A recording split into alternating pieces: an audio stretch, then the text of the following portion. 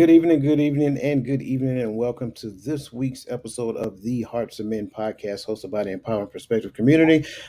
We are your hosts for this week's discussion.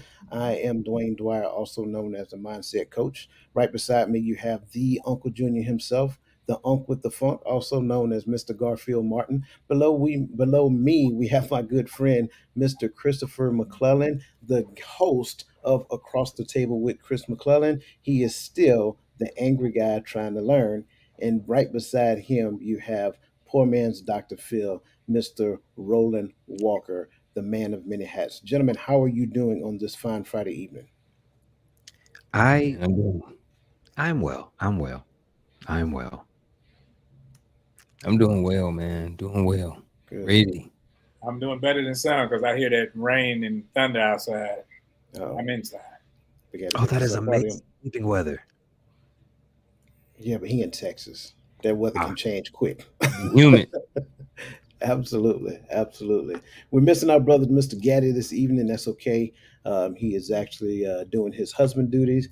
So shout out to our brother. We miss him, and we miss the value that he always add. And with that being said, man, I also want to give a shout out to the people that's in the chat, man. We love you guys. We value you, and you always seem to add value to the show. So welcome, Michelle Ray. Welcome, Miss Charlotte Jordan. Welcome, Natasha Jones. Good to see you. Welcome, Lisa Keys. And anybody else who is with us, by all means, go ahead and jump in the chat and let us know that you're here so that we can celebrate your presence. Because we always always look forward to seeing you. I love it when Uncle Junior jump in and say hi, Mom. Um, Listen, real quick, I kind of want to put something out real quick. The Empowering Perspective Membership Program, I kind of got a lot of information, a lot of questions in relation to it. And so, real quick, I just kind of want to put it out there. So, before we dive into today's podcast, I just want to share some exciting news about it. So, Empowering Perspective Membership Program, otherwise known as EPMP, right? EPMP is designed to support your personal and professional growth. As a member, you'll gain exclusive access to valuable resources including access to thought provoking member only discussions, inspiring periodic messages, and an amazing community of like minded individuals and among some other amazing things that we're just going to give to you. So if you're on a computer, look up under the screen. You'll see the join button. Go ahead and click it. And if you're on your mobile device, go ahead and look in the show notes and you'll see the link to join the membership program. And I think you will thoroughly enjoy that. So, back to this week's conversation. And so this week we're going to talk about, I'm staying in my lane. This week we're going to talk about unlocking your full potential, right? Continuation. This is week 3, right? And so the previous weeks we talked about the 7 types of leadership. And again, what we do is we connect the dots. So we connect leadership with family living because again, like I said before, I think we may have missed the mark in our earlier years when it comes down to leadership within the family. And for those people who are in leadership positions, they may have missed the mark as well. And so, with that being said, we started off with formal power. Now, formal power is broken down into 3 categories, right? You have legitimate power. And again, legitimate power pertains to your position, the authority that comes to you through your position. And as the legitimate power sets the conditions, you lead into what is known as coercive power. Now, coercive power is the ability to punish or do harm based upon a person's behavior and non-compliance with rules and regulations. But then you also can incentivize behavior through the other type of power, which is known as reward power. And this is something that you put out early enough so that people's behavior can be shaped and conditioned so that it can add value to the environment. That takes us to this week's conversation, which is all focused on personal power. Now, I just want to give them to you real quick, right? Just so that everybody know, you have referent power, you also have expert power, and you also have informational power, and then last but not least, you have connection power. Now, going back up to what is known as referent power, because I think this is key. And I want to make sure that I stress this point and make it abundantly clear. Immature leaders and parents, they lead according to their positional authority. Therefore, what they do is they use reward power and they use coercive power based upon their position. This is what immature leaders and immature parents do. Why? Because they're still learning how to be when it comes down to that position that they're in. As they start to develop and become more comfortable, then they get into what is known as personal power. And starting off with the first one is referent power. Referent power is the power that comes from one's charisma, personality, or influence. So, gentlemen, the first question I want to drop in your lap is what are some of the key attributes and qualities that enable leaders and parents to build referent power, and how can they cultivate these traits in themselves to become positive role models? For some reason, I knew I was going to have to start this thing off. So, um, I would say one of the key attributes or qualities is consistency, and kind of sort of doing the right thing. As a parent, it's there's a lot on parents' shoulders. There's a lot that goes on in the day-to-day activities. You have to plan for today, you have to plan for tomorrow, you have to plan for next week, you have to plan for the day that you exit this earth. Like, there's a lot of different things that parents have to go through and a lot of things they have to plan. And sometimes amongst all of those things, we can sometimes forget some of the things that's really important when it comes to raising our children. You know what I mean? And having conversations, they need to have some sort of level of trust in us, and the trust is going to come with building the relationship. And the building a relationship comes with positive interactions over time. And which is going to create a certain level of consistency. You know what I'm saying? So it's like parents have to be consistent with being positive role models inside of the home, having conversations, and ensure that they're passing on the knowledge and information that their children need in order to be successful parents. I mean, to be successful children and adults later on in life. And a way that they can cultivate these traits is in themselves to become positive role models is, continue to learn, get information, and practice these positive things with your children. Spend time with them, teach them different qualities that you want them to learn, and yeah, teach them all the different qualities that you want them to learn. That was a lot. Not only do they have to teach those qualities, they have to be those qualities. They have to be them. They have to These, model them. yes, your kids are And looking at what you do. Your team is looking at what you do. We are no, they are no, it's, we are past the point of do as I say, not as I do when it comes to the kids. When it comes to your team, we are past that point because they are not going to listen to a word you are saying if you are not portraying what you are saying. You have to be what you want your kids to be. You understand what I'm saying? Or at least give them the example that is necessary for them to be the kind of person that you want them to be. And it also has to be their decision too. You said something, Unc. You said trust. Parents have to trust that their children are smart enough to know right from wrong, and they are smart enough to know what they should and should not be doing, and they are smart enough to convey what is helping and what is hurting and not take it as an ego shot. So do team leaders. Team leaders need to listen to their team, and they also need to display the type of behaviors that they want their team to exhibit. You cannot, I do not believe that you can lead without being the example.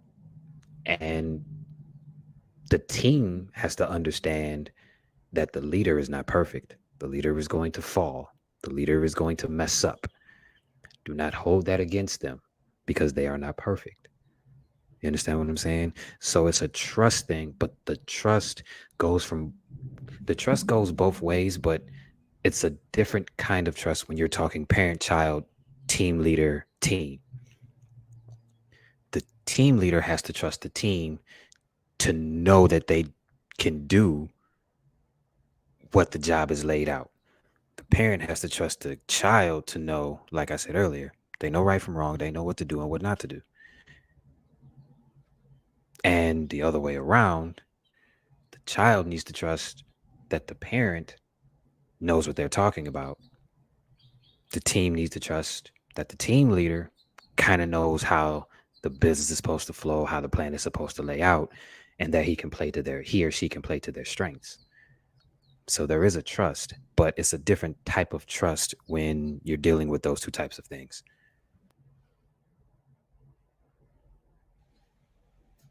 I like that. I think when it comes to attribute, when we're referencing Reverend Power, man, you would find people like your influencers, like your pastor preachers, like your motivational speakers.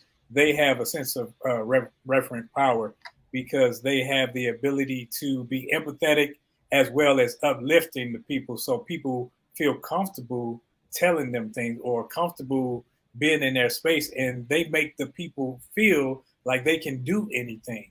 And that's a part of being a parent. That's a part of being a leader, because you should want to influence your subordinates or however you people you work with. People like I want to influence people every day. I don't care whether I work with you or not. Even just merely speaking to people, I'm a person like, man, I want to speak life into a person. If you look down, you seem down, I want to help you lift your head. I want to be that type of person, and that takes hard work. For one, you have to know yourself, and you have to have that self esteem within you to realize that things happen to you for a reason, not just so that it can happen in this woe is me moment. No, it happens so that you can grow through it. And when you can look at things like that, you don't look at it in a negative light.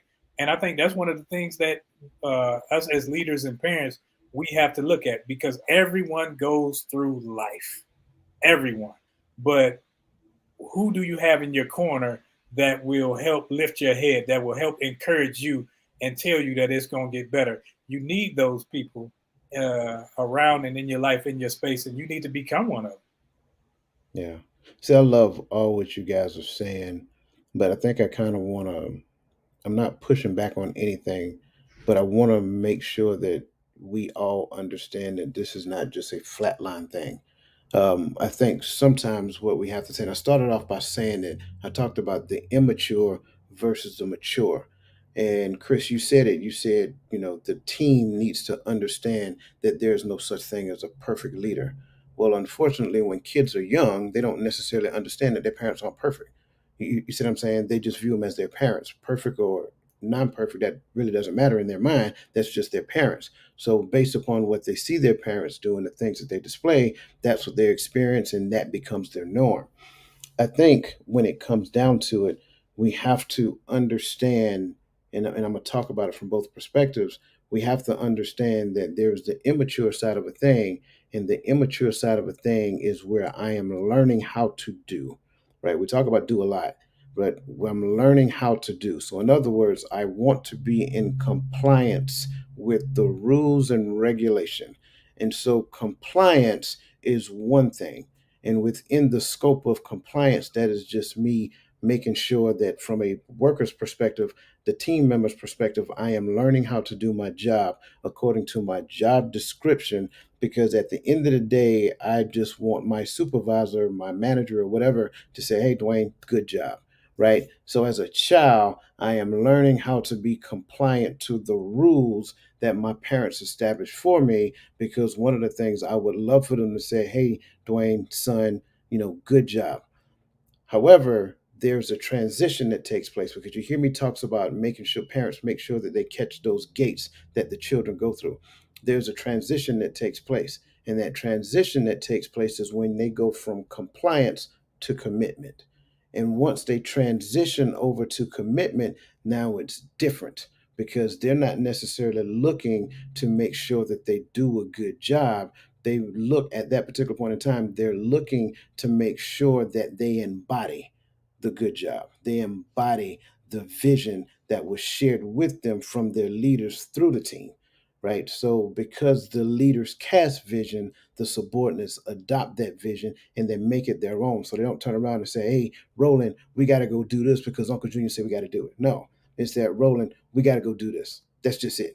If I'm the leader, I'm just telling you what we need to do. I don't necessarily lean on another person's authority and try to use that to my advantage. Transition on the other side, when you start talking about children, children now they look at doing things to assist their parent, because I don't want mama and daddy when they get off work to have to come home and cook dinner. I don't want them to have to come home and clean the house. We need to, as siblings, we need to make sure that the house is clean. We need to make sure that all of these things are happening, simply because our parents, we love our parents care for us, they work hard. In order to get to that point, I do agree with everything that you guys are saying. I just want to make sure that everybody understand that this just doesn't happen automatically. This is something that you got to put time, energy, and effort in. You're looking to grow and continue to be in the best version of yourself so that you can be the best parent to that child. What does that really mean? That means presence, like Uncle Junior said, is a thing. Not just being there, being in the house, being in the room. No, you're actually present, you're engaging, you're talking, you're inquiring, you're doing all those things because your child needs to understand that you have some sort of care about what's going on in their life. You're asking them about their day at school. You're asking them about how things are at work. You're asking them, how is your relationship with Tommy or Tamika or whatever? Because it happens. It's a thing. You don't make them feel uncomfortable about it. You create an environment so that they feel comfortable talking about it. You display those things that we call in today's society emotional intelligence, right? Which when I was growing up wasn't a thing. We knew nothing about emotional intelligence growing up. So, transition, we struggled with emotional intelligence as parents. We become emotionally intelligent parents. What does that mean? We teach our children that first and foremost, your feelings are real, they're not weapons. That's the first thing that parents need to help their children to understand. Don't use your weapon against anyone. I mean, don't use your weapon. Don't use your emotions against anyone or in any environment trying to shape it and fit what you want. That's the thing. It's not about what you want, it's about the higher picture. What is the vision of the environment at work? What is the goal or the vision of the family? If families don't set a vision and cast vision to the children, then the children have no idea what the entire family as a unit is working toward. Let's make no mistake about it. A family is a team. If we don't understand that, then we're missing the big mark. So when we start talking about these things, presence is a thing, emotional intelligence is a thing, perseverance is a thing. Teach your child whatever you say that you're going to do, you hold firm to your word and do that. So, parents, like Chris said, not only should you model those behaviors, you need to instill and inject those behaviors in those children as well, because they're looking, not just listening. They're looking, they're absorbing, and they are constantly learning simply because your personality, your charismatic trait, your character is one of the most important things that you develop within the home. And again, on the other side, when it comes down to the work environment, it holds true the exact same way. Your subordinates, your team is looking at the leader. They're looking to see how the leader responds to adversity. If you ever see a commanding officer that literally throws a fit when rounds start going down range, most of the organization is going to follow in suit. And it's an old saying that goes along with that: speed of the leader, speed of the team. And that is true beyond measure. So, with that being said, gentlemen, I love your response and I greatly appreciate that. And man, I'm seeing there's a lot of people in the chat that I have not yet acknowledged. So, I want to make sure I do that. If I mispronounce your name, I apologize. Welcome to the show, Vandora Nicole. Crystal Everett, good to see you. Ravonda Jackson, good to see you. Hannah Glass, what's going on? Cassandra McKenzie, Bernadette Simmons, Miss Verlene McCoy, always good to see you. Tamika Watts, good to see you. I think I got everybody. Absolutely. And you guys are putting some phenomenal points in the chats as well. Natasha Jones said, building referent power really is about demonstrating the values and attributes that you want your kids and or your team to demonstrate. Absolutely. I agree 100%. Because if you don't model what you speak, it's not authentic. And trust me, people can sense authenticity a mile away, or the lack of authenticity. So great point. Let me see. Lisa asks, Do parents seek a child's admiration, or do children give it to them because they know this is the person who cares for them? And she's talking a toddler's age. I think that's a great question. Go ahead. I will turn that over to the fellas and let them jump on that first. I think it's both. I think it's kind of both because me having a bunch of children and a bunch of grandchildren, when you want to be, you don't want to be the favorite, but you want to be the favorite. You want to be somebody that they can turn to and lean on and get wise counsel from. But that comes through your history with them, and your history is current. Like every day, you're producing history, so they remember that. So when you said something and you stuck with it and you did what you said, they remember that. So then they say, man, I can count on Papa. I can count on Dad because he said this and he actually did it. He's an honest person. So to their knowledge, they don't know all the dirt, all the hurts that you've produced. They know the history that you're producing with them currently. So the admiration comes where you want them to look at you in a better way than other people did because, like, man, I'm gonna do it better with them. And then you are seeking it, but you also want to admire them for the building blocks that you're producing within them.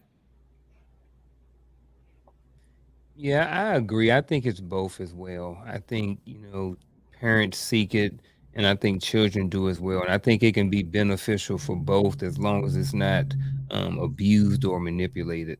You know what I mean? I think as a parent, we want to be that role model, but I think that, if you want to be the role model, it's important that you model the role at the same time.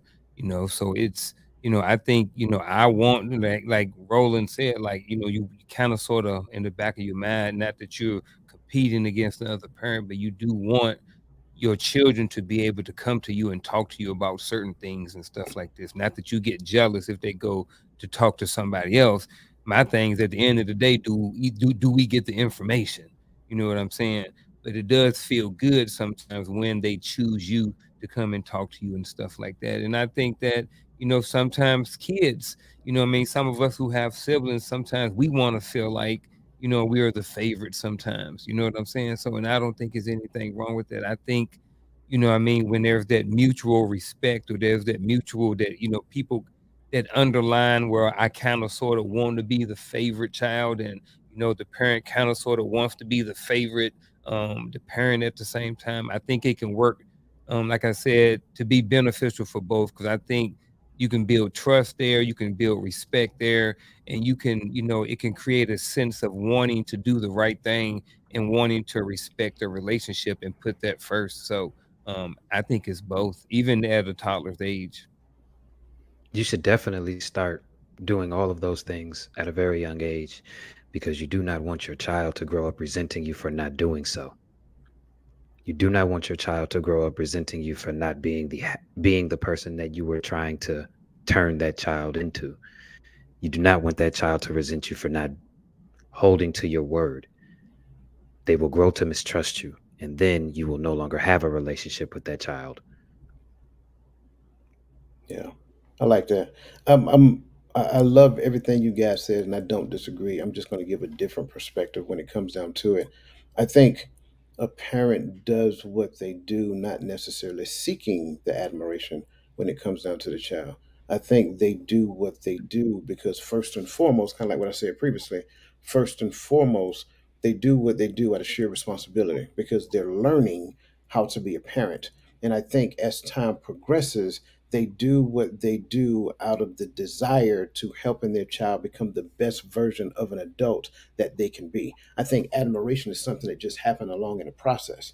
So they don't necessarily seek the admiration. They seek to make their children the best versions of themselves. They seek to make their children just awesome individuals. Listening and hearing how teachers respond to, how they behave at school, and things of that nature, and then making micro adjustments within the scope of the development of that child. I think that's the thing that they do. And then admiration shows up as that child transitions from compliance to commitment because now I go to Chris, or if Chris was my dad, I go to Chris simply because if anybody got the answer for me, it's my dad. If anybody has the word I need to hear at this particular point in time, it's my dad. So absolutely, it starts as a toddler, but it starts as a toddler because we train them up in the ways that they should go. And then as they transition, it's not so much as about training now. We're making micro adjustments, or we're nurturing and advising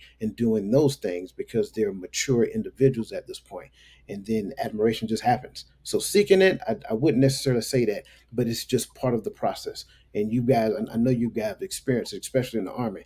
I did not seek to admire any one of my commanders, but I would tell you that I had a few commanders that I absolutely admire simply because of their character and how they treat people when it comes down to how they lead their organization in its entirety. So again, great responses. But like I said, I just kind of want to throw a different spin on that. Um, Code Talk, brother, good to see you. Welcome to the show, and thank you so much, sir. We greatly appreciate you. We What up, value Vic? you, and it's always good to see you on a Friday night, man. Good to see you. Good to see you. Um, Big. I know, right? And he has his own show for there as well. So by Mr. all means, go. Accountable masculinity himself. Absolutely. So by all means, go check him out. He does his, and also an author as well. I don't want to leave that out. Brother got two books out there as well. So again, welcome to the show, brother. Always good to see you. Cassandra McKenzie, thank you so much. We greatly appreciate that. And with that being said, as always, value added. We appreciate you.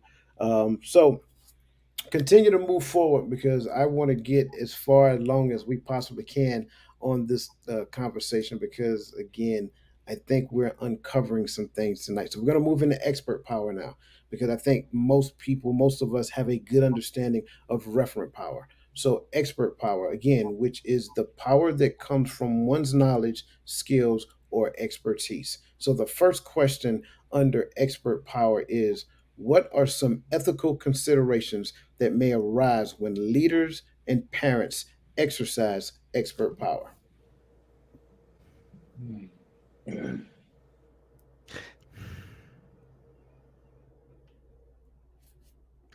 Ethical considerations. Hmm. I'm going to speak from a different perspective. One of them could be that the expert power may not even come from you in the first place. It may come from your team or it may come from your child. You have to know your team. I said this last week.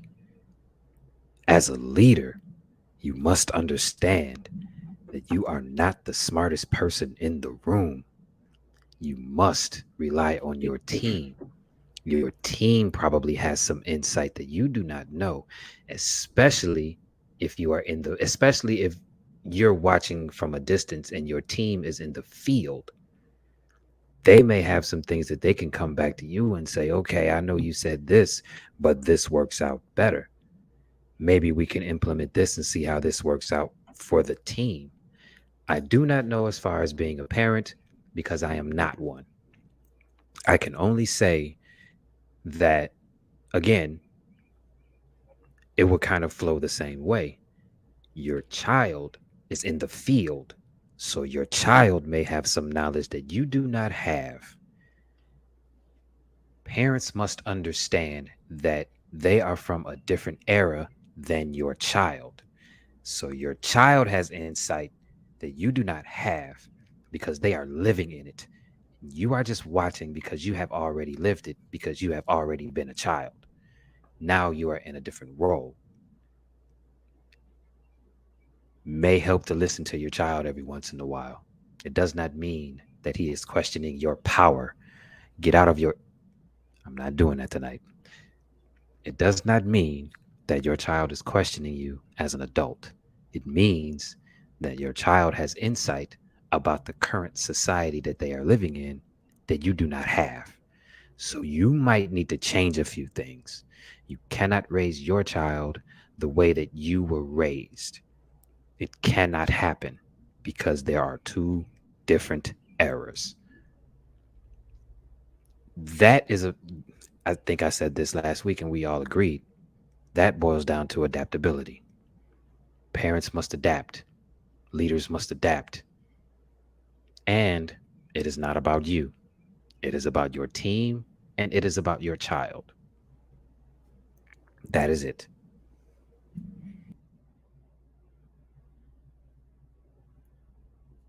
Um, what are some ethical considerations that may arise when leaders and parents exercise expert power? I wrote down transparency. At the end of the day, Chris talked about it. Just because you're the leader, it does not mean that you know everything. There may be a situation that you're in where if someone is coming to you for information and you're in that leadership position as a parent or in the job and you may not know the information.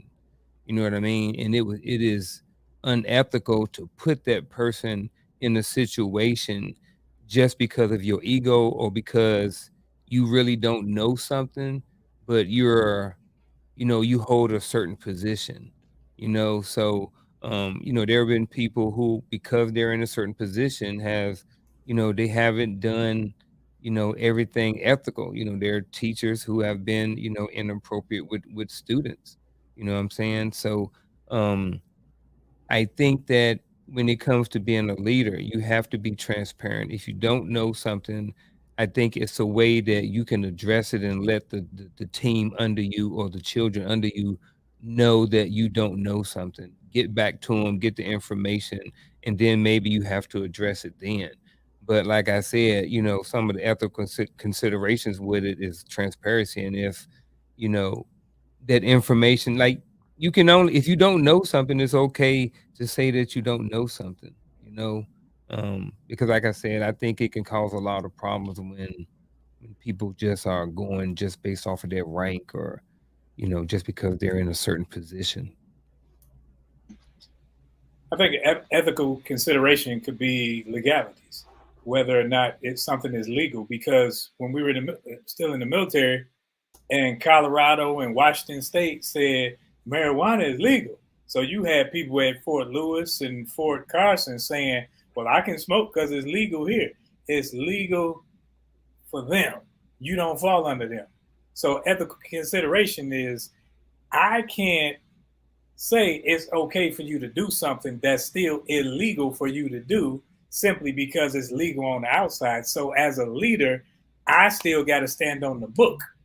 I can't stand on, well, yeah, you're right. It sounds good, because then we both going up crap creek. So instead of doing something like that, putting us both in jeopardy, let us say we won't do this because this is what we fall under. And the expert isn't me or you, but it's the book. And that's how sometimes you got to lead with the book. You can't just say, okay, well, I think, because no one cares what you think when the book says this is what it is. It's black and white right here. I love it. I love it. I'm loving what everybody is saying under this particular question because I'm agreeing 100%. First and foremost, leaders, you're not the smartest person in the room. If you think you're the smartest person in the room, then you're in the wrong room. Everybody heard that before, right? Same thing with employees, right? You're not the smartest person in the room. So don't be so quick to open your mouth to jump to just so that you can be recognized for having the first answer. I think somebody mentioned that, Chris. I think you mentioned that first about ego. Yeah, what we need to do is keep our ego in check and realize that expert power is a thing, and really the true power that lies within expert power is the collective consciousness of the entire group. When we put our minds together and think as a team, what you'll find is that the power that one person had is now exacerbated by the number of people that's on the actual team itself. I like the fact you said, Uncle Junior, it's okay to say I don't know. I think a lot of times some people find themselves in the space of feeling like they got to have an answer. You do not have to have an answer for everything. The last thing you want to be deemed as is a person who does not tell the truth.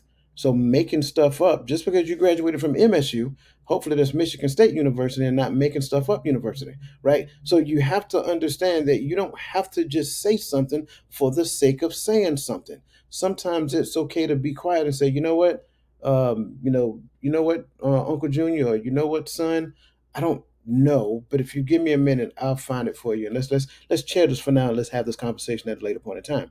I think what you'll find is that people will have more respect for that than for you to give a response, and then they later find out that that response is the wrong response. Go ahead, Chris. No, you said something. You said, let's shelve this for a minute or let's work it out together. That is, Unc, you already said it, so I'm going to say it. That involves letting go of your ego.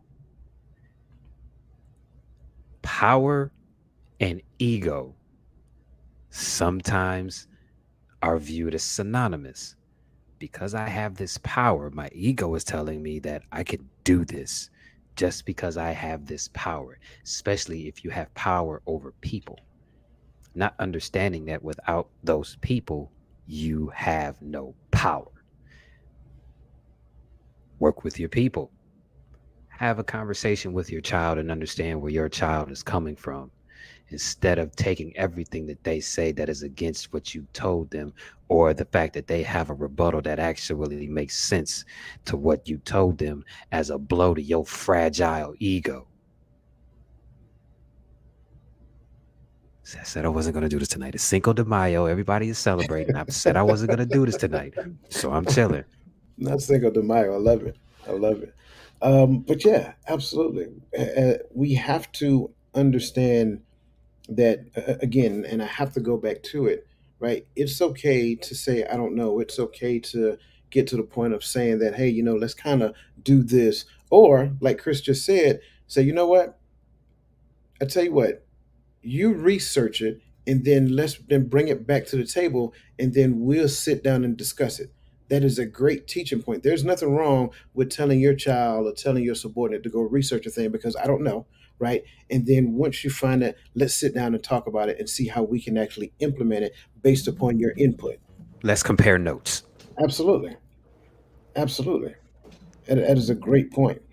I think another thing I want to kind of bring to the table when it comes down to expert power as well is because a lot of times we get into this big hurry, and I'm gonna get to that. I'm gonna get to that point. I'm sorry, but we get into this big hurry just to be consumers of information. I gotta know. I gotta get this. I gotta get this. I gotta get this. Why? Because I want to be the one to tell everybody what I know, right? I think there's a danger in that. Right? If you just want to be a consumer of information just so that you can regurgitate the information, but the information that you regurgitated, you have not put it into practice. It is not part of your character. It has absolutely nothing to do with who you are, but you're smart. At some point, you get to the point their environment and get to the point to where they will literally behave like they don't care how smart you are because your ability to be smart has not transcended into your ability to be a person to be. That's it. So you being smart does not transcend it into your ability to be, and that can become an issue. So if leaders and if parents are consumers of information just to be consumers of information and regurgitators of information, that is a very dangerous game to play. Roland, I think you're about to say something. Yeah, because as a parent or a leader, your job is to build whomever it is up under you up into a place where they can take your place, where they don't need you. So, in order for them to feel like they are at that level at some point, you have to allow them to make decisions. You have to allow them to express how they feel to show you that they can do it. When my daughters, my oldest two daughters, when they first got out there on their own, they would lie to their little boyfriend or husband, say, I'm cooking this, that, and the other. They lying. They calling me. And I felt good about it. I mean, they did. They called me and they, Daddy, how you cook this? And, I felt good about it. But then I'm like, ain't nothing's wrong with that. But you got to teach your kids Yeah. so that the cycle continues. So now when they get your age, they don't need, I can't eat because mama ain't cooked.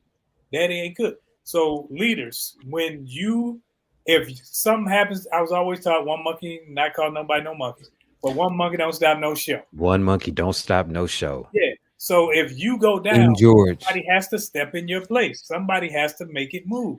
You That's how life is. So I got to train subordinates or children up to be able to take care of the next level of next generation. I am not Absolutely. going to lie to you, Roland. When you started talking about cooking, I was expecting you to come up with a prop like a spatula or a pot or something. I Man, was don't get waiting him on started. Ah, Don't get him started. Mountain Dew Zero. Oh, yeah. it. He's known for having the props, and so again, all great points. And the last piece, when it comes down to expert power, we have to be careful because sometimes you've heard the old saying, "Knowledge is power, and he who has it controls it." So we have to. I think I said that right. So we have to be careful that when it comes down to expert power, we don't use it as a weapon because that happens a lot in the workplace. Just because this person isn't behaving the way that you want them to behave, or whatever the case may be, we'll withhold the information from that person to isolate them from the group, creating a divide within the group. So, again, just the last point I wanted to add to that. Yes, sir. Go ahead.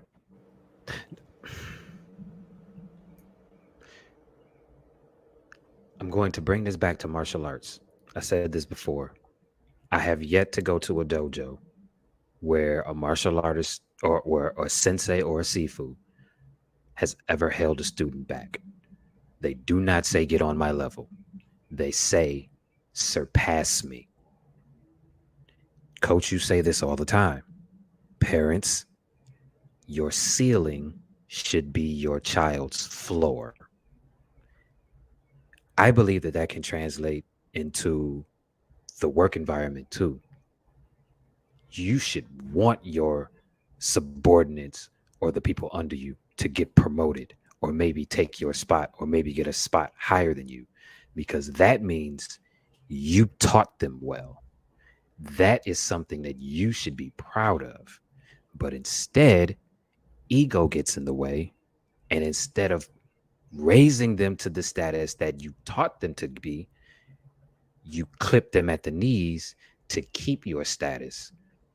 That can lead to your subordinates not wanting to be your subordinate anymore. You lose great team members by clipping them at the knees when they surpass you in certain things because you taught them well. I went through that at a job that I worked at. And to be honest, it kind of turned me off to all businesses in that sphere simply because of how that one person acted. You taught me everything that I needed to know, and I became damn good at it. So good that everyone else was recognizing me above you. But instead of saying, thank you for using what I taught you and being good, you clipped me at the knees because you thought I wanted your job. No, I just got good at the job that I was doing because you taught me well. You understand what I'm saying? Absolutely. I love it. I love it. I love it. Great point. Man, I appreciate that. Lisa Keys, thank you so much. We value you and we greatly appreciate your support. Always one of the our top contributors when it comes down to supporting the channel. So we just want to thank you again. And you just continue to doing what you're doing. We greatly appreciate you. I want to make sure I grab Miss Verlene McCoy's statement because it was awesome. She says to teach your child or team that you can't always be on top. That is key. I think when you teach your child that, when you teach your team member that, what you do is you start to remove arrogance out of the way. Every child goes through the minds. This is mind syndrome, right? But parents are responsible for helping them to understand, like, hey, you can't get the best of everything. You can't always be on top. So I think that is key. Teach your child that you can't always be on top, but as long as you teach them to do the best job you can and never lie to them about anything. I love that so much. Thank you for that, man. That's an awesome statement. G. Jones, welcome to the show. Cassandra, I think you said we answered your question. Code Talk just doing what he's doing, man. He just always drop in just nuggets of wisdom. So we greatly appreciate that, brother. Going down, I think Miss Verlene McCoy has another point on there as well. Always leave your door open for your team or child to be able to come to you when they feel threatened or not sure if they don't. You know what? That is so good. I like that as well because that's another form of expert power. When you are going through some version of adversity, you're looking to the leader or your parent to kind of be that voice that you need to pick you up out of that space. I talked about the emotion piece earlier, right? This is another thing, helping people to deal with adversity within the space. Parents are responsible for helping their child to manage their emotions when they cannot control the outcome of a thing. Leaders are responsible for helping their subordinates learn through the adversity that they're going through. The business world do it all the time whenever they go through a organizational realignment. Whenever they do an organizational realignment, they are forcing the organization back into the 5 stages of team development. They're doing it intentionally. That's one of the things they talk about in the boardroom. And so, what ends up happening at that point, you are forced to grow based upon that adversity. And the leader has a responsibility to point you back to the vision so that you can understand how you feel is important, but it's not the most important thing. The organizational goal is the most important thing. So, thank you so much for that, Miss Vernon McCoy. Still dropping nuggets. Lisa Keys says, ethical considerations consider the authority given in the integrity of how you spend to the various concerns that may arise. Absolutely, absolutely. Let me see the title. Oh, Chris, you don't unmute it. Go ahead, brother. No, I was just laughing at Natasha's last comment about Giannis. Oh, I haven't got that far yet. But she did say ethical considerations may be sharing of your knowledge, offering guidance and or solution when issues arise, and staying in the know as far as continuing to learn, develop, and grow. Absolutely, absolutely. Um, Let me see. I think we pretty much got them all. Some of you can't win them all, Giannis. Okay, all great points. And again, thank you guys for adding the value that you're adding in the chat. Again, thank you to everyone who is supporting the organization. We value you. And Chris, you have the floor. No, I was going to kind of elaborate on that because you see, Giannis and the Bucks got ousted in the first round. They didn't trade Giannis. They didn't trade Chris Middleton. They didn't trade Drew Holiday. They fired the coach. You understand what I'm saying? You cannot be a leader without the team, and the team has to trust the leader. Even though that coach won them a ring, beating one of the greatest teams to ever exist in the game of basketball, you got ousted in the first round by a play-in team because your team didn't trust you. Your team wasn't on you. Your team didn't believe in you. So the team leader gotta go. Yeah. Yep. Great point. All right. So we're going to keep pressing forward. We're going to move on to informational power at this point. Um, so, informational power is the power that comes from one's access to information. Access matters, right? So, the first question that we're going to ask here is, as a leader or parent, what are some of the potential risks and benefits of using informational power? Risks and benefits. I think when you're looking at informational power, sometimes you can have information without actually putting it to work. So you don't know that it works, but you're telling people to trust that you do. Trust the process, trust this, but you didn't actually do it. So when it comes down to it, when you're trying to teach somebody else, if you've never done it, then they're looking at you crazy because it's like, okay, how you know it works? Because then those questions arise where it's more about you actually having a hands-on approach to something rather than book knowledge or learn knowledge.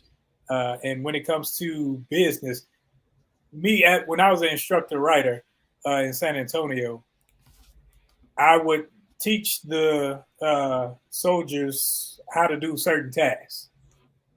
And as a so-called subject matter expert, you're teaching them. But then when you come across other people of the same level, you're like, man, I like the way that they did that.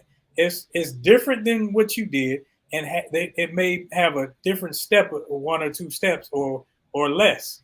But you always got to be willing to grow through every process that you're in, and not think that just because you have certain book knowledge that you're just the residential expert and the buck stops with me. Man, I've been looking at this from a couple of different ways. I like the I want to go with the military way. Um, and with the military, the way I see it is, hold on, I had a brain fart. Let me come right back. Coach Nordo, he got me. It's all good, man. Chris, you want to jump in real quick? Potential risk of using informational power. Roland hit it on the head. You might have the information, but you didn't implement it. It works in theory in your brain, but where's the tangible evidence that what you have in your brain works? The Yeah. potential benefits, using what you have in your brain to have something tangible and say, okay, you could do this. And here are the examples of how I used it. So that way you know that it works. That's pretty much, you all know I'm a lowest common denominator, bottom line kind of dude. Informational power is just that. It's the power of having information. Theory and tangibles are two totally different things. Everything works in theory, but we need tangibles. Put your theory to the test. The law of gravity is real because you know if you throw something up, it's going to come right back down. The law of physics is real because two things cannot be in the same place at the same time. I can't sit in coach's chair and we both be in coach's chair. You understand what I'm saying? You got to move or I got to move. You understand what I'm saying? Equivalent exchange is just that. In order to gain something, you got to lose something. Bottom line, base level. Where are the tangibles? We need tangibles. And also, when it comes to information, I think what some people do is they figure, since I have the information, I have the power. So I'm going to hoard on all the information. I'll teach you what you need to know, and that's it. That's as far, so you can only go as far as I allow you to go, as far as I allow you to learn to go. Instead of whatever information, whatever I got, I'm giving to you so that you can learn it and do with whatever you will with it. But what you do is you make people actually think, and I think that's one of the problems with people today. We don't have cognizant thinkers. We don't have thinkers that think outside the box. Everybody wants to think inside the box. Well, it says 1 + 1 is this, and 1 + this is this, and you only think on that plane. But when you start to say, "Man, I'm not in this box," where people, because I know 1 + 1 with me ended up with, it was 1 + 1, but I had kids, so I'm doing more multiplying than I am addition. So we have to be able to think and think on our feet. But when you control the information, you don't allow them to grow to that point where they can't think on it. So let me inject one fine key point that differentiates expert and informational power, right? Informational power is the access to. It's like having a secret clearance. And so that secret clearance that allows me to get into secret compartmentalized information facilities.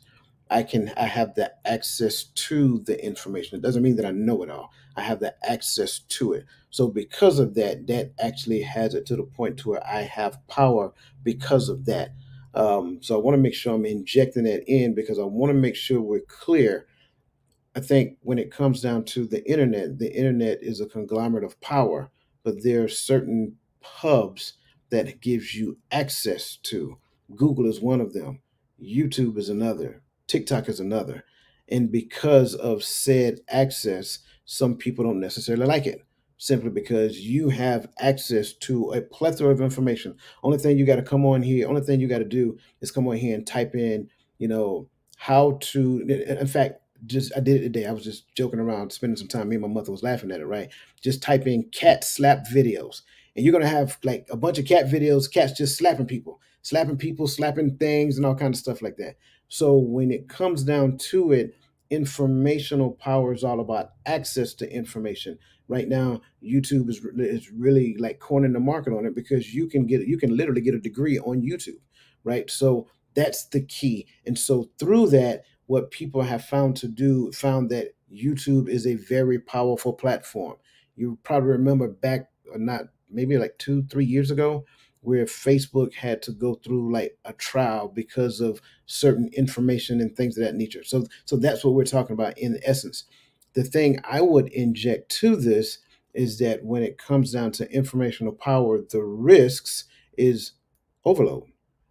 If I have access to it, I have an like literally an ungodly amount of information I can access. I can have so much information that I can access that I can experience some type of paralysis and just choose not to access anything because I don't know what I want to look for now. Or I don't spend enough time on any one thing to learn anything significant because I now have access to the gateway of information, right? So that could be a risk. A benefit of, if I have the ability to channel thought and I can focus on one thing, like the Empowering Perspective membership program, then I have the ability to get the information that I need, and I can streamline that thought to where I can learn and grow and achieve a higher version of myself within the scope of that access. So just keep in mind, informational power is all about access. Go ahead, Uncle Junior.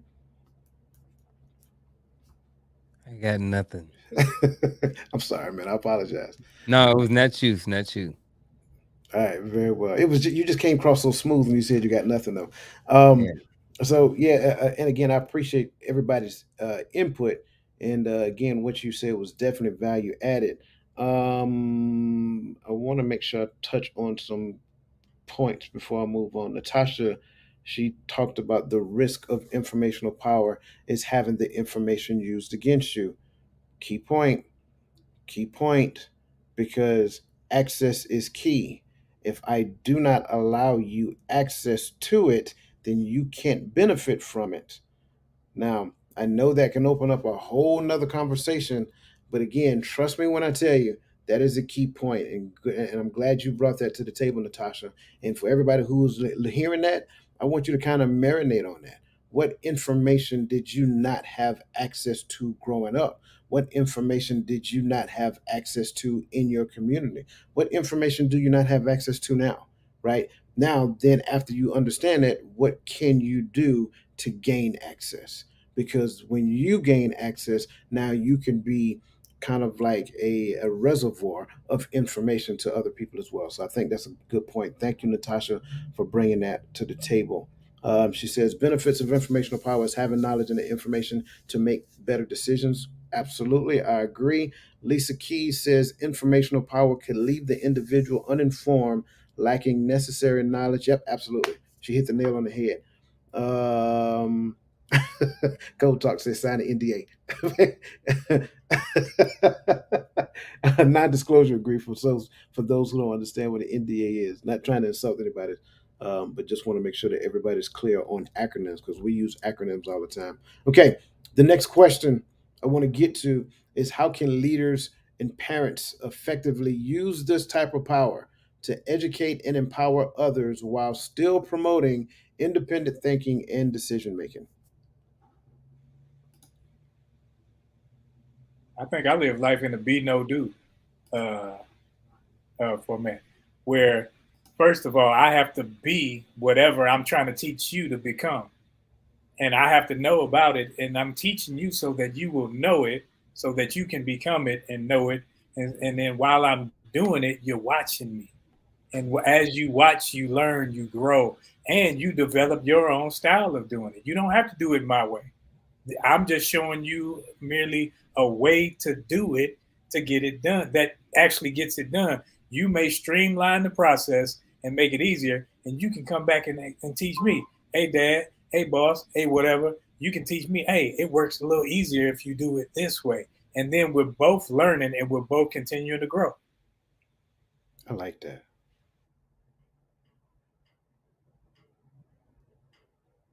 All right, they shy. So I'm gonna jump in. So No, I mean that's pretty much it. That is absolutely, the most effective way to use that type of power. Educate, but allow a little bit of leeway for the person that you're teaching to maybe add something or remove something that does not need to be there to make whatever you are teaching a little bit easier. That involves letting go of your ego. That's gonna go on the shirt, by the way. That's another shirt. We're gonna do a shirt. Chris Haynes, right? But no, you're absolutely right. I think it's important for us to understand. It's important to teach the what, not necessarily the how. Now, there are instances where we need to teach the how, right? But we don't necessarily pigeonhole them to our method of the how. We just say this is a way. That's like the NTC, the National Training Center method of coaching, right? This is a way. It's not necessarily the way, it is a way of doing a thing. But I like the concept of teaching the what, not the how. Because what happens in that scope, if I teach the what and let you discover the how, even though that might be a little bit more of a painful way of learning, I promise you that you will learn lessons within the scope of that you will never forget. And that's part of our this whole cycle of life that we go through. There's a lot of what's like we know what, but the problem is that we don't necessarily want to go through the struggles and the ups and downs, the ebbs and flow of the how. Why? Because it can be painful. But some of the best lessons are learned within the scope of the pain that you're going to go through within learning the how. So that's necessary. So I like what Roland said, brother, because you were spot on. Ken Rice, good to see you, my friend, and welcome to the show. Ken is a good a brother of ours. Roland know Ken. Uncle Junior know Ken. In fact, Ken was the one who introduced me to Uncle Junior, man. So good to see you, brother. I pray that all is well with you. And I see what you're doing with your clothing line, man. I like it. I like it. I like it. Let me see. Cassandra, I'm sorry. Yep, Cassandra says give the information and have tasks that implement the information. That way it is something that will stick with that person. Absolutely. Give the information and you can even put benchmarks in there as well and let them figure out how to go from benchmark to benchmark. And I think that can kind of help them go through that struggle as well. Natasha says teaching them to not rely solely on the information received. Gather information, research, and analyze. Man, she is trained. Listen, she's training the analyst. I love that. Gather information, research, and analyze info, then form your own opinion. Absolutely. That is absolutely one of the best forms of teaching people how to do a thing, but then allow them to allow independent thinking and decision making within the scope of that. So greatly appreciate that. Okay, moving on to connection power. And again, as we're going through these, again, if you guys have any questions about anything that we talked about, by all means ask, because that's what these fine gentlemen do so well. Connection power is the power that comes from one's network or relationships. This one is good. So, what are some of the key skills and qualities that enable leaders and parents to build strong connection power? Active listening. Ooh, Um, if the people are not listening, then there is not going to be any connection.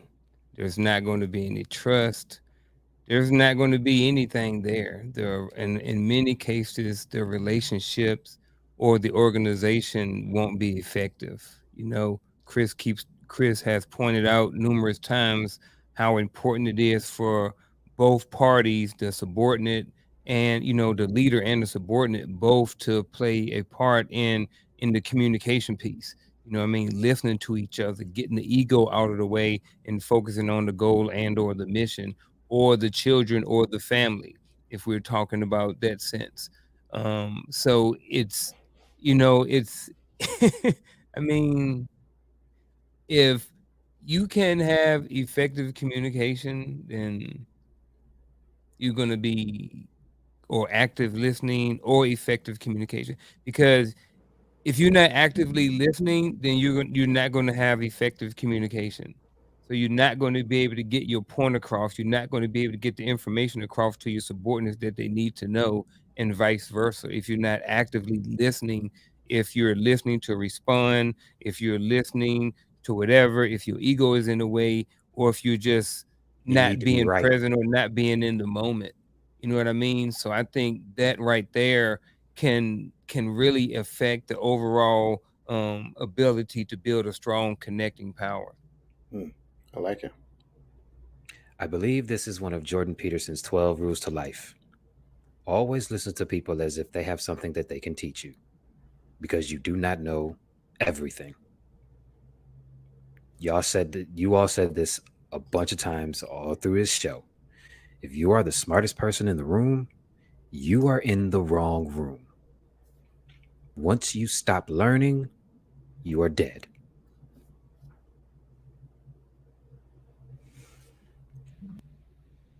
I think a good skill to have would be to treat everybody as individuals, because sometimes we say, well, you're a soldier or you're a kid or whatever. No, trust me, no two kids are just alike. No two people are just alike. So when you allow people to be within their individuality, they become freer to learn from you. Because if they feel like you care about them as a person and not just as who they're supposed to be, then it's easier for them to relate to you trying to teach them to become who you want them to be. I'm gonna go a different route, and it's not really a different route. It's really the same route. It's probably going to incorporate everything you guys said already. But I'm gonna say humility. Humility to me is that thing that becomes the agitator of great relationships. Because let's just be completely honest. When I talk to you, I don't want to hear your resume. I don't want to hear how great and wonderful you are. I don't want to hear, like, if I ask you, case in point, how was work? I mean, like, no, I'm sorry. If I ask you, like, how are you doing? I don't want you to tell me about work. I didn't ask you about work. I asked you, how are you doing? That just goes to show, like Uncle Junior said, you're not actively listening. You're just waiting for the gateway to say what it is you want to say. So when it comes down to it, I think one of the hardest things to do is to humble yourself so that somebody else can talk. Ask questions so that they can talk. Meet a person and ask the person about them. Don't meet a person and give them your resume. Give them your file. Give them your microfiche, as we used to call it in the army, right? Nobody really cares about hearing everything there is to know about you. If I just met you and you're telling me about your ex-husband from 23 years ago, why is that a topic of the discussion? And I just sat down and I ordered, hypothetically speaking, a Sprite at the bar, and you say, "Hey, how you doing?" I say, "Hey, how you doing?" And next thing you know, like, what brings you here? Oh, well, I've been married 23 years ago. I didn't ask any of that. I asked you what bring you here. That is the thing, and I'm sorry. That's somebody talked about pet peeves in the chat earlier. That is a pet peeve of mine. When I hear people ramble on and on and on about themselves and how great they are and things of that nature, I promise you, not only will this be a short-lived conversation, but you may not hear from me much after that. Can I add an alibi? Sure.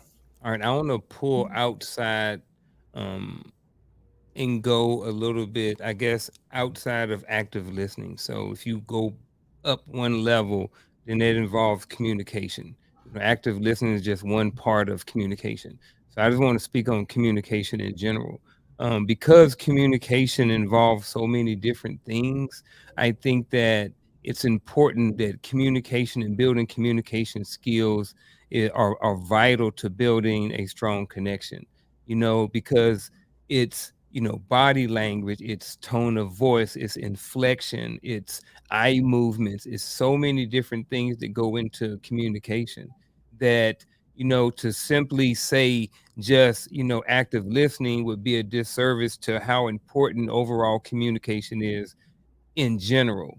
You know what I mean? And I think that it's important because, like I said, that, you know, you can be in spaces where people, you know, don't have effective communication skills, and the conversations don't end up being what they need to be for the desired outcome.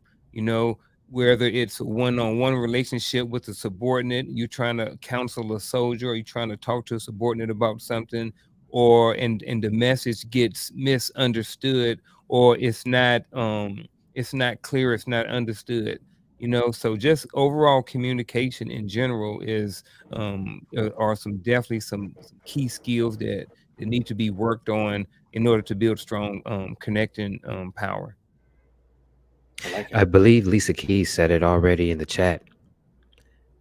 One of the, aside from active listening and aside from basic communication, another key skill and quality could be understanding your position in the network and playing that position without attempting to play that position in someone else's position at the same time, because it will not work. Everyone has a role to play. Miss Miss Lisa, you are correct. The word role is not a bad word. I'm going to pick on Miss Natasha for a minute. Miss Natasha Oh, from the Natasha. from the Bolden EP. I Miss Natasha might be one of the hardest working people behind the scenes that I have ever seen on a show.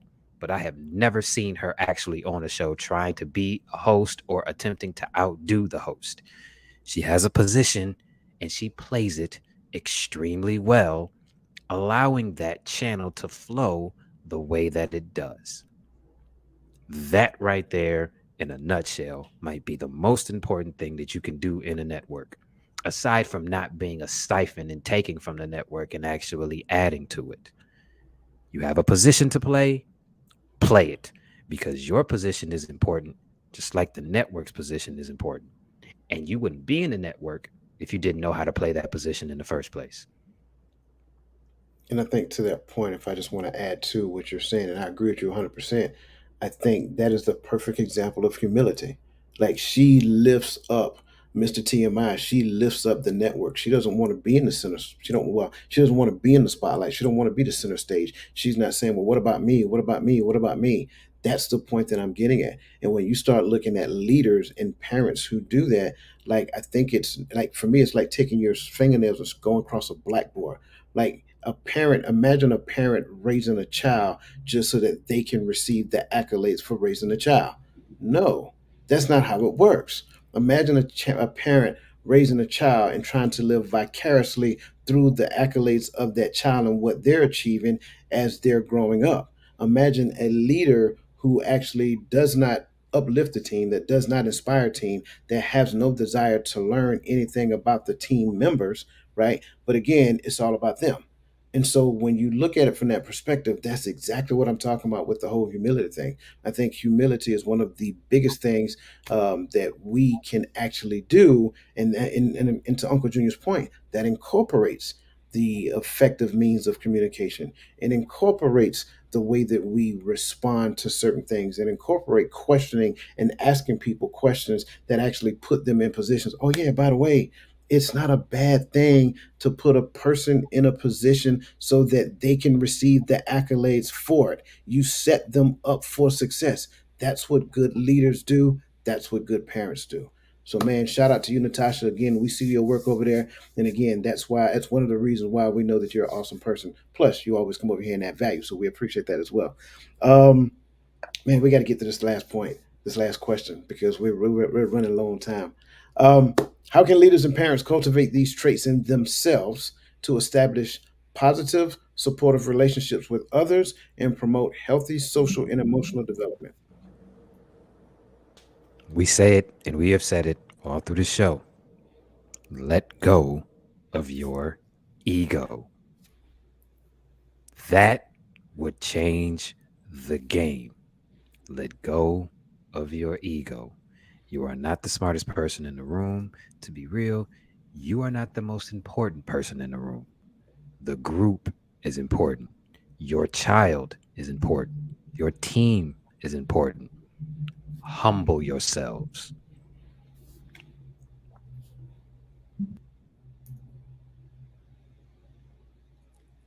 I would say definitely self-reflection. Um I'm big on self-reflection. When there's something going on in your life, I think it's important to go back, look at it, see why whatever happened.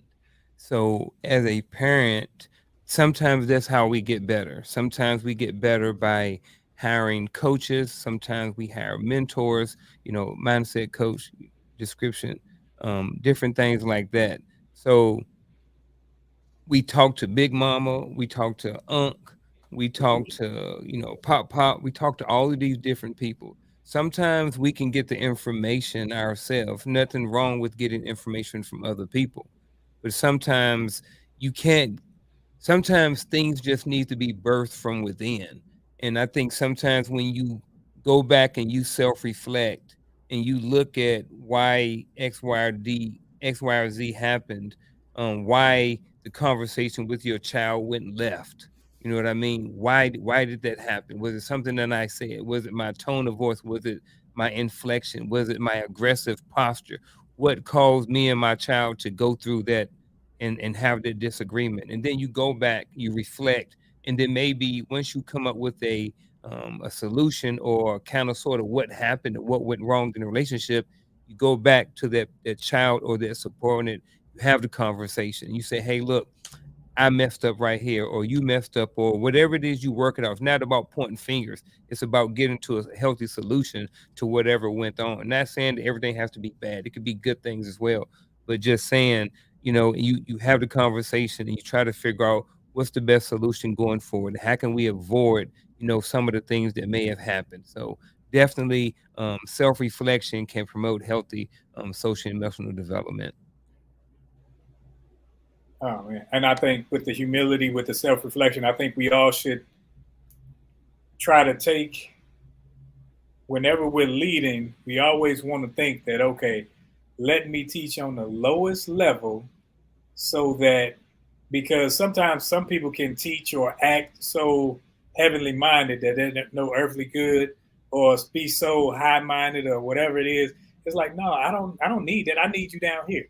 I'm on the low level. I always tell people, and I'm sarcastic with it, but it's like I tell them I went to public school because I want you to be at the lowest level so that everybody can get it. Because sometimes people get up here and want to pump themselves up and want to look the part and say that I'm the part, and not even, it's like they're untouchable.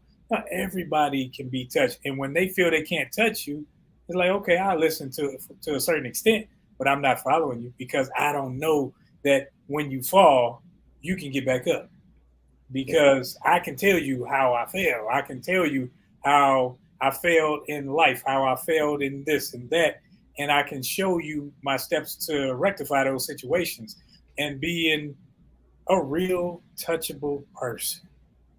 You got to start at the baseline. You know what I mean? Like you don't walk up to a woman and start demanding, you know what I mean, the cookies.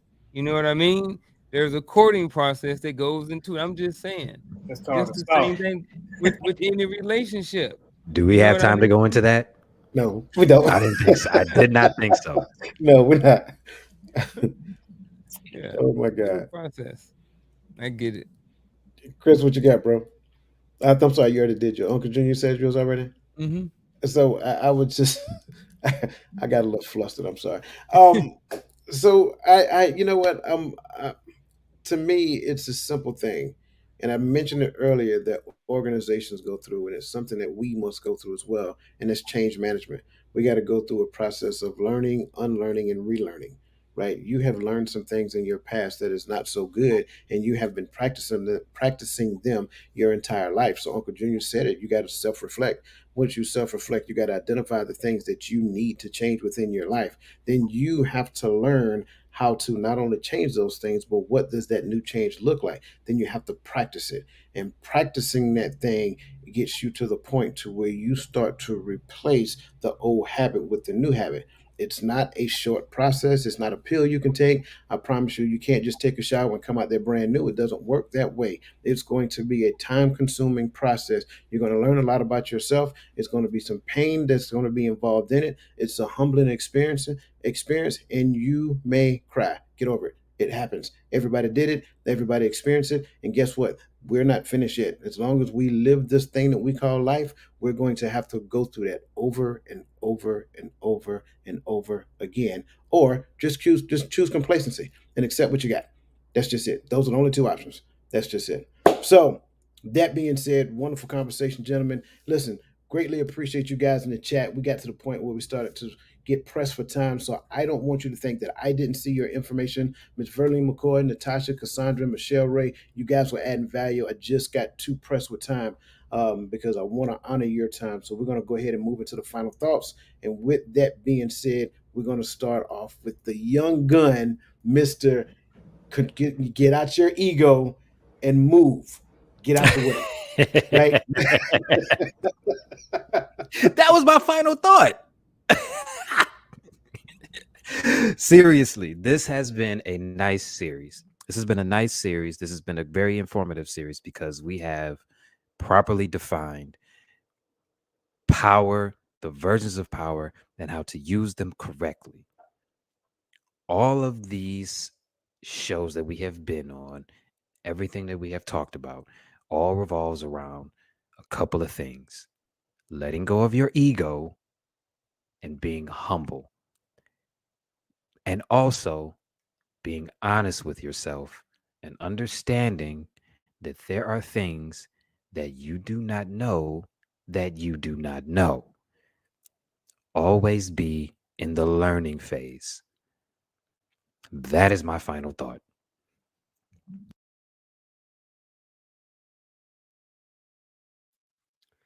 Um, been a it's been a great 3 weeks. We've had a lot of great conversations, and I've learned a lot. I've expressed some of my experiences, some of my thoughts. I want to first of all thank all of you gentlemen for teaching me. I learn something every single week, and I know that for the most part, our final thoughts are kind of catered towards the audience. But I want to take a second to to thank you guys. I really appreciate it. Like I learn something every single week, and I'm continuing to learn. I'm continuing to grow because of this platform. And I really appreciate everything. So, final thoughts. We've talked a lot about leadership, different types of leadership, different experiences in leadership, different all things leadership. There's nowhere in the world that I could really sum up a final thoughts.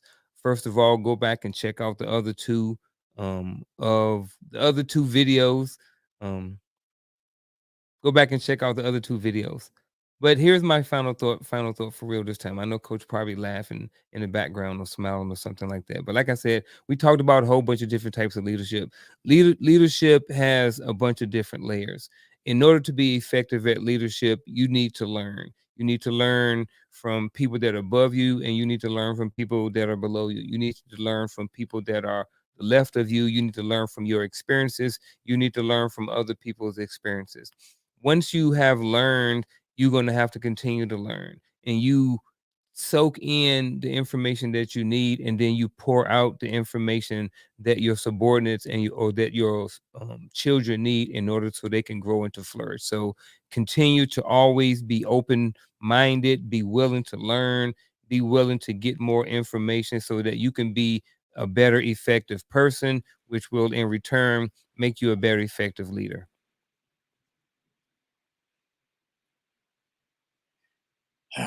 Experience is tried knowledge, and just like as experience change, so does knowledge. And higher levels require higher and new experiences, just like higher and new knowledges. So keep being and keep knowing and keep doing to become your best you, because that's all you can offer. You can offer the best you. If you offer the best you, you've given all you got. That's being a leader. That's it in a nutshell. Listen, I greatly appreciate each and every person that's not only on the panel but in the chats and added value to this conversation. I want you to remember when it comes down to these seven types of leadership power, you have formal power and then you have personal power. Immature leaders wield formal power. Again, immature leaders wield formal power. Now, there are times when they need to because subordinates just will not comply to the rules and regulation. But immature leaders lean on it. Mature leaders, they develop personal power. through having a better understanding of themselves and then actually getting to the point where they actually develop people within their organization. Again, I've talked about change management. You got to go through learn, unlearn, and relearn. So if you are a leader in an organization, if you're a parent, trust me, you are not beyond the point where you cannot learn. Again, get into the Empowering Perspective membership program because we're going to have to record the step by step process when it comes down to developing yourself as a leader, when it comes down to these types of powers, and also utilizing these powers when it comes down to parents as well. And the only people who can attend those actually doing the live recording are the people who are in the Empowering Perspective membership program. So again, get in so that you can get front row access because you get to ask your own personal questions during the live recordings. That's the key. Your questions and the answer become part of the development for the entire group. So I think that's important to say. So thank you so much again. So can go back to full. Yeah, thank you so much again for everybody who was in the panel on the panel. Thank you so much for everybody who attended this evening's conversation, and thank you for the people who are out there just observing and listening. We appreciate each and every last one of you. And listen, you guys have a fantastic rest of the evening and an even more phenomenal weekend. Oh yeah, by the way, tomorrow morning 10:30, me and Onita, we're gonna talk about love. So by all means, you can join. So again, have a great rest of your evening and a fantastic weekend. And we will see you next week.